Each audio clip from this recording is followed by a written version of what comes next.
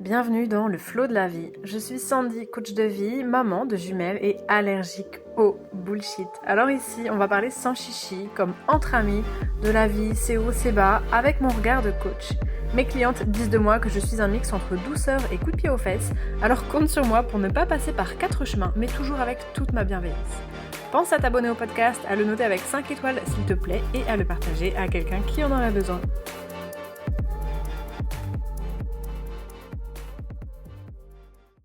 Aujourd'hui, j'ai envie de te parler du fait de transmettre un peu nos paquets de merde aux autres, mais sans jamais, ou en tout cas beaucoup plus rarement, on va pas se mentir, leur transmettre toutes nos joies et nos trucs positifs. Je m'explique. Dans le quotidien, quand on vit surtout une routine, dans la famille, dans le couple, alors là, le couple, eh ben on peut vachement avoir tendance à râler, à parler des trucs négatifs, à parler de nos tracas, de nos soucis, de nos problèmes. Ça peut être le soir, quand on rentre du travail auprès de son chéri, on va râler parce que notre boulot nous a saoulés, etc. Mais on va peut-être pas dire à quel point on est heureux d'être rentré à la maison, à quel point on a hâte de se faire un bon petit repas avec notre chéri, de regarder un bon petit film. Ou alors on va le dire, mais ça va passer rapido. Ça va être beaucoup moins important, beaucoup moins présent que le paquet de négatifs de notre journée. Ça peut être aussi, pourquoi pas, je sais pas, quand vous retrouvez vos parents, votre soeur, votre frère, votre meilleur ami, j'en sais rien, que vous n'avez pas eu depuis quelques jours, quelques semaines, on va plus facilement, faut pas se mentir, faire un état des lieux de nos soucis. Ah bah non, mais parce que ma voiture elle est tombée en panne, et puis alors je suis vachement stressée, puis blablabla. Mais on va vachement moins en fait exprimer, verbaliser les trucs qui nous font carrément du bien, les joies, les bonnes nouvelles, les trucs pour lesquels on est super satisfaite, super contente, etc. Il y a une part de tout ça qui est archi normale. Quand on retrouve quelqu'un, que ce soit à la fin de sa journée, si c'est son chéri, ou au bout de quelques jours, quelques semaines, si c'est des amis, de la famille, etc., on a envie de faire un peu l'état des lieux de ce qui nous est arrivé. On raconte les nouvelles, voilà, et c'est normal. Et on va aux nouvelles aussi. Et oui, dans la vie actuelle, des nouvelles qui sont un peu chiantes, il y en a toujours un peu au long cours. Voilà, une petite panne de voiture par-ci, purée, une régule de facture EDF par-là, et un collègue qui nous a cassé les pieds, et puis bah tiens, là j'ai chopé un rhume, ça m'a pas quitté pendant 10 jours. Ok, on fait un peu en fait le portrait robot de tout ce qu'on vit. Et de tout ce qui nous stresse aussi, de tout ce qui nous angoisse. Je sais pas, ah là j'ai mon déménagement qui arrive, oh purée, machin, oh là, tellement de trucs à organiser, machin. C'est normal, je dis pas qu'il faut absolument pas parler des choses qui nous tracassent, qui nous angoissent, qui nous font chier, qui nous peinent, qui nous pèsent, etc. On a besoin, c'est humain, de verbaliser ce qu'on ressent. Ça fait du bien. Ça fait du bien, et puis ben voilà, ça aide aussi à décompresser, ça aide aussi pourquoi pas à trouver de l'aide, des solutions auprès des autres, qui pourraient peut-être avoir des idées, des points de vue qu'on n'a pas eu, je sais pas, qui pourraient peut-être nous aider à trouver des solutions, ou tout simplement une écoute en fait qui nous fait du bien. Donc en fait, oui, parler des choses qui sont négatives, qui nous plombent, etc., c'est nécessaire, enfin, il y a pas de problème. Ça fait du bien, ne serait-ce que de verbaliser, de râler un bon coup, etc. Donc vraiment, loin de moi l'idée de vouloir te dire de te plaindre, ça suffit, la vie est belle, de quoi tu te plains, t'es pessimiste, etc. C'est pas du tout ça. Moi-même, j'aime râler, voilà. Je trouve que ça fait beaucoup de bien. Faut arrêter de dire que cuicui les petits oiseaux, on est parfait, ou bien on aspire à devenir parfait, parfaite. Ça n'a pas de sens selon moi. Râler, c'est aussi thérapeutique. Alors, je pourrais en faire un épisode. Râler, c'est thérapeutique. Dire des gros mots, c'est thérapeutique. D'ailleurs, il a été prouvé que dire des gros mots n'a pas du tout le même effet dans le corps que dire des mots vachement plus atténués. Et j'en sais quelque chose en tant que maman de 2 enfants. Elle commence à comprendre tout ce que je dis, et j'essaye de vachement surveiller mon langage et de plutôt dire punaise que dire putain. Mais on va pas se mentir, ça fait pas le même effet de dire oh punaise que de dire oh putain, ça me fait chier. Il faut être honnête. Donc oui, râler ça fait du bien, dire des gros mots ça fait du bien, sortir un peu voilà tout ce qu'on a en soi de brouillon, de chiant, de pénible, ça fait du bien. Oui, ça fait du bien. Mais, et c'est là la nuance que je voulais apporter, là où ça peut te faire du bien à toi, ça peut ne pas faire du bien aux autres. Je m'explique. C'est pas pour te culpabiliser, moi-même je râle et je dis tout ce qui me tracasse très facilement, j'ai une capacité à exprimer ce que je ressens, ce que j'ai sur le cœur, ce qui m'angoisse, etc., qui est très développée. je sais mettre des mots sur ce que je ressens et j'ai pas de problème à communiquer tout ça et à dire ce qui m'angoisse, ce qui me fait peur, ce qui me tracasse, etc. Ça sort facilement chez moi, donc moi la première je le fais. Là où par contre je voulais juste attirer ton attention, c'est sur le fait d'essayer de prêter attention à ne pas faire que ça. Parce que oui, c'est bien moins naturel de dire toutes les choses qui vont en fait. On va peut-être facilement dire, quand on a eu une super nouvelle, un super truc, ah j'ai une nouvelle cliente, ah j'en sais rien, mon chéri m'a demandé en mariage, j'en sais rien. Quand on a c'est pas du tout le cas, hein, j'ai pas du tout été demandé en mariage, ne vous enflammez pas, mais c'est des exemples un peu comme ça. Quand on a une très grosse bonne nouvelle, voilà une bonne nouvelle, on va être enclin à le dire, à le partager évidemment. Mais sur les petites choses du quotidien, un peu plus anodines, un peu plus courantes, un peu plus quotidiennes en fait tout simplement, j'ai remarqué qu'on va avoir vachement moins tendance à les verbaliser. L'esprit humain, oui, a pour biais de survie la focalisation sur le négatif, on en a déjà parlé, ça c'est comme ça, c'est normal, c'est humain. Pour autant, ça peut être vachement dommageable et ça peut même aller jusqu'à créer des situations hyper négatives. Hyper négatives, pour toi comme pour l'autre. Pour donner un exemple vraiment que tout le monde comprenne. En ce moment, moi je suis en plein déménagement. Je vais déménager dans les semaines à venir. On réintègre notre maison à nous, sur laquelle on est en travaux depuis bientôt 3 ans, etc., qui nous prend tout le week-end et tout ça, bref voilà. C'est un joyeux petit bazar qui génère forcément une certaine dose de stress et d'organisation et de questionnement. Parce que on a 2 enfants, donc déménager avec 2 bébés, retourner dans une maison en travaux avec 2 enfants, etc. Devoir mettre mon activité pro un petit peu en sourdine sur cet espace-temps-là, d'autant que ce sont les vacances scolaires, mes filles ne seront pas gardées, etc. Bref, il y a toute une organisation, toute une gestion qui est à anticiper, qui est à mettre en place, et qui amène, comme tous les changements de vie, comme toutes les pages qui se tournent, comme toutes les transitions, etc., et son lot d'anxiété, son lot de tension, de crispation, de questionnement, etc. Je me suis aperçue qu'à un moment de temps, j'ai, auprès de mon conjoint, vachement verbalisé les inquiétudes que je pouvais avoir, en termes d'organisation, en termes de temps qu'on a devant nous, en termes de comment on va gérer ça avec les enfants, etc.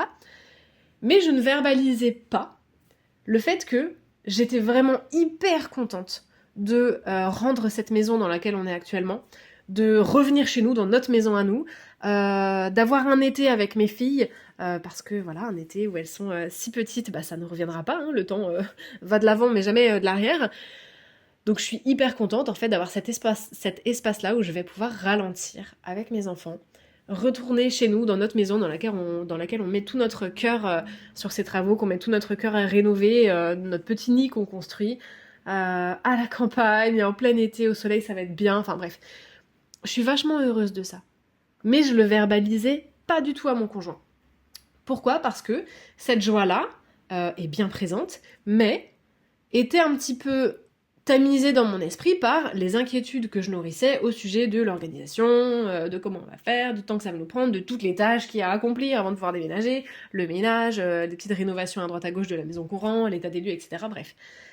Et en fait, le fait que je lui verbalise pas à mon conjoint que j'étais vachement contente en fait de ce qu'on était et allait vivre, mais que je lui communiquais par contre plus le négatif et les inquiétudes et les questionnements et le stress que j'avais, ça a eu pour répercussion déjà de le stresser lui, de l'inquiéter lui, donc de lui mettre en fait une charge aussi sur les épaules, et de lui faire penser qu'en fait j'étais pas du tout contente de cette transition, que j'avais pas du tout hâte de rentrer, que j'étais hyper stressée, que j'allais mal le vivre, etc. Lui un petit peu, alors, je vous fais vraiment les grandes lignes mais pour que vous compreniez, voilà ce que lui un peu, dans sa posture de conjoint qui est là et qui m'entend faire part de toutes mes inquiétudes, mais jamais du fait que je suis hyper contente et hyper soulagée de rentrer à la maison, voilà ce que ça lui a fait croire, qu'en fait ça me stressait, que j'étais pas du tout contente, que ça allait être du coup vachement compliqué parce que j'étais inquiète, que j'étais stressée, que c'était lourd pour moi, etc. Et du coup, c'est devenu lourd pour lui. Et l'autre jour, on est parti marcher, on est parti se balader, et puis je lui parlais du fait que j'étais contente que ça se termine dans cette maison-là, j'étais contente qu'on rentre chez nous, j'étais contente que bah, soit une nouvelle étape de vie en fait pour notre famille, que mes filles passent l'été avec moi avant de retourner en micro-crèche en septembre, parce que bah, ça allait être un été avec mes bébés, un été qui ne reviendra jamais, voilà, la dernière fois où je passerai un été avec elles où elles seront si petites, enfin voilà, et que j'étais vachement contente de ça. Et là, il est resté silencieux pendant quelques minutes, on marchait, je vous le rappelle. Je me suis dit, bon bah super, il s'en fout, il répond pas. Vous voyez un peu le genre de réflexion. Et là, il me lâche un... Tu peux pas savoir à quel point je suis soulagée que tu me dises ça. Et moi, il me dit ça et je suis un petit peu étonnée. Je me dis, bah, pourquoi est-il soulagé à ce point alors que moi, ça me paraissait normal parce que c'est ce que j'avais en tête. Bah oui, mais je l'avais en tête. Je l'avais pas verbalisé, je lui avais pas dit. Tout ce que je lui avais verbalisé à lui, c'était mes inquiétudes, mon stress, mes tracas et la pression que je ressentais. Je lui avais pas du tout verbalisé tout le côté positif qu'il y avait aussi en moi. Pour moi, il était évident parce qu'il était dans ma tête, il était en moi, donc je le savais. Bah oui, mais si tu le dis pas en fait, si tu le dis pas, comment veux-tu que ton conjoint le sache et le devine si tu le dis pas? Ou ta famille ou tes amis, peu importe. Tu vois, c'est là où je veux vraiment attirer ton attention, c'est que quand tu rentres le soir, imagine, tu rentres le soir du boulot et tu ne fais que te plaindre de ton travail. Mais que ça, vraiment, et là, la vie, c'était chiant, et malin, il faut y retourner demain. Ben, déjà, merci l'ambiance. L'autre prend ça sur ses épaules et l'autre se dit, en fait, ok, mon chéri, ma chérie, ça va pas, quoi, ça va pas. Il tire la gueule ou elle tire la gueule, il est pas content, il est pas épanoui, elle est pas épanouie. Alors que si tu lui dis, ouais, bah la journée a été longue, mes collègues ont été un peu pénibles, bon voilà, c'était. Mais oh, qu'est-ce que je suis contente, qu'est-ce que je suis contente d'être là avec vous, tiens, et si on regardait ce film-là, on a envie de se le regarder depuis longtemps, ça me ferait hyper plaisir, j'ai carrément hâte de me retrouver dans le canapé avec toi en train de regarder un film, et tiens, on va se faire une petite recette ensemble, regarde, c'est cool et tout, machin, j'ai vraiment envie de passer ce moment-là avec toi. Ben, ça va largement tamiser tous les trucs négatifs qui seront liés au travail, à ce qu'il t'a raconté en rentrant. On a le droit de se plaindre, on a le droit, encore heureux, de faire part de ce qui nous tracasse, nos inquiétudes, etc. Bien entendu. Mais il faut essayer de ne pas perdre de vue aussi les trucs positifs, si petits, entre guillemets, soient-ils. Euh, si t'es hyper... Enfin, si quand tu rentres du boulot, t'es hyper ronchon de ta journée de boulot et tu râles, tu te plains, etc., mais que t'es aussi super content ou super contente de rentrer chez toi, de retrouver ton chéri, mais que tu le lui dis pas, ton chéri, tout ce qu'il va retenir, c'est que tu râles, que t'es pas contente, que t'es contrariée, etc. Ça paraît bateau en fait, oui, on se dit bah c'est évident, mais on le fait tous et toutes en fait. On met vachement moins l'accent sur les choses positives. On a besoin qu'on reconnaisse notre malheur, et ça c'est normal et c'est humain. On a besoin qu'on reconnaisse notre malheur et notre oh c'est dur et oh pas de chance. C'est comme ça c'est une caractéristique humaine, il n'y a pas à se fouetter pour ça. Certaines personnes plus que d'autres, et je pense que vous avez dans votre entourage des personnes qui sont, vous pouvez vous dire, bah, elle est tout le temps positive, etc. Alors qu'à contrario, il y a des personnes qui vont constamment ramener la couette à elles, ramener la lumière sur leurs difficultés.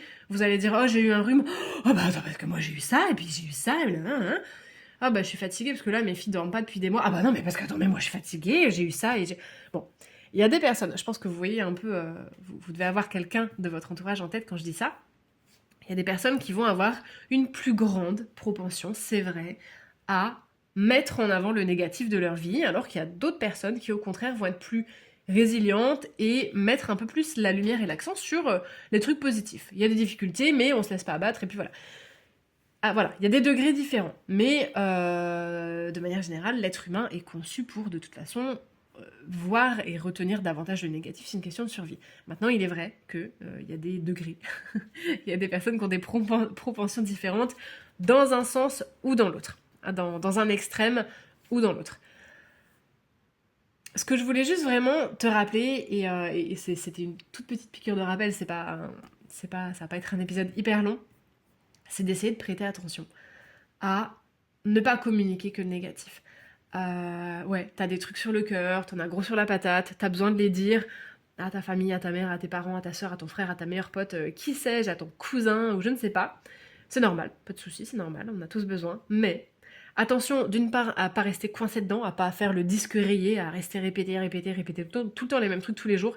Et à un moment, si tous les jours tu rentres en rallant du travail pour dire les mêmes propos, pour aller du même collègue, sur la même ambiance, ça va devenir très lourd à vivre pour la personne qui partage ta vie.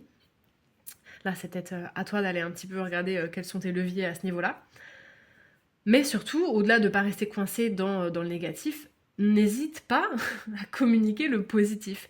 N'hésite jamais à communiquer ce que tu ressens de positif. Déjà, ça fait du bien aussi aux autres autour de toi, de voir que y a quand même des trucs qui te font du bien et que t'es quand même pas au fond du trou, que t'es pas si malheureuse et qu'il y a des choses quand même qui te réjouissent. Ça fait du bien aux gens autour de toi, ça va leur enlever une certaine pression parce qu'eux, ils ne peuvent pas deviner. Ils ne sont pas devins, ils ne savent pas ce qu'il y a dans ta tête et il faut le communiquer, tout ça. C'est hyper bon. Et aussi, ça va te faire du bien à toi de verbaliser autre chose que des tracas, de verbaliser autre chose que des inquiétudes, de verbaliser autre chose que du négatif. Parce que tu peux te dire, bah oui, mais enfin je le sais, c'est dans ma tête, je sais bien que je suis contente. Bah ouais, mais c'est dans ta tête. Bah dis-le par ta bouche déjà, dis-le à voix haute, entends-toi le dire pour que ça se concrétise d'une manière différente et observe aussi l'effet hyper positif et j'ai envie de te dire même immédiat que ça va avoir autour de toi. Observe un peu, apprends à t'observer, apprends aussi à observer le lien en fait entre ton entourage, ton environnement et ce que tu peux penser et ce que tu peux dire. C'est hyper rigolo, quand je le dis comme ça, c'est hyper rigolo. C'est hyper rigolo, c'est hyper intéressant d'apprendre à observer ce qui se passe en fonction de comment nous on se comporte. Tu vas voir que l'atmosphère dans la pièce, l'atmosphère dans ta discussion, elle va pas être la même et le comportement, l'attitude et l'humeur de l'autre en face de toi ne vont pas être les mêmes si tu es en train de râler, de dire des trucs négatifs, ou à partir du moment où tu vas switcher et dire des choses vachement plus positives. Tu vas voir que l'autre va bénéficier aussi de ça. Donc pour le bien de tout le monde, pour le bien de ton interlocuteur, de la personne qui partage ta vie, de tes proches qui t'aiment, qui tiennent à toi, et même pour toi-même, pense à aussi transmettre le positif. T'as le droit de râler, t'as le droit de dire que t'en as marre, que c'est chiant, que machin. Oui, à 400% oui, vraiment. Moi, le good vibes only, il faut être tout le temps positif, clairement niet, c'est pas du tout mon école. On a le droit de râler c'est thérapeutique, on a le droit de dire que quelque chose nous fait chier, on a le droit de dire quand on est peiné, quand on est triste, quand on a peur, quand on est inquiet, quand on est en colère, quand on est en pétard, on a le droit de le dire encore heureux, merci, mais il faut veiller à ne pas rester que là-dedans et aussi à dire ce qui va, ce qui nous plaît, ce qui nous satisfait, même si ce sont, entre guillemets, des choses aussi petites et aussi simples que eh ben chérie, je suis vraiment contente qu'on ait regardé ce film-là tous les deux, ça fait longtemps que j'avais envie de le voir, ça m'a fait du bien de m'installer dans le canapé avec toi sous un plaid, c'était cool, ça m'a fait du bien. Voilà, juste ça, entre guillemets. Mais c'est tout aussi important que de dire le reste, que de dire le négatif. Voilà, c'était mon petit rappel du jour pour essayer d'attirer un peu ton attention là-dessus. N'hésite pas à me dire, je me répète, mais s'il y a des sujets que tu veux que j'aborde en podcast, tu me le dis en message privé sur Instagram, t'as le lien de mon Instagram dans la description de l'épisode, ou en commentaire sous ma vidéo YouTube, je sais pas sur quelle plateforme tu écoutes ça. Le podcast est dispo sur YouTube, sur Spotify et sur Apple Podcast. Donc trouve un endroit, celui qui te convient, pour me le dire si t'as quelque chose à me dire en termes de retour, en termes de sujets que tu veux que j'aborde. N'hésite pas à noter l'épisode, je le demande pas à chaque fois, parce que voilà, je pense que vous êtes grands, vous savez ce que vous avez à faire aussi et si vous avez envie de le faire. Mais comme je sais que tout le monde n'y pense pas à chaque fois, que c'est pas forcément instinctif, si l'épisode te plaît, si le podcast te plaît, si t'as envie de soutenir mon travail, eh ben t'hésites pas à mettre une petite note, à partager, etc. Ça me ferait toujours extrêmement plaisir. On se revoit la semaine prochaine, on se réentend plutôt la semaine prochaine pour un nouvel épisode. En attendant, prends bien soin de toi. Et n'oublie pas, à partir d'aujourd'hui, ton challenge est de dire au moins une chose positive par jour.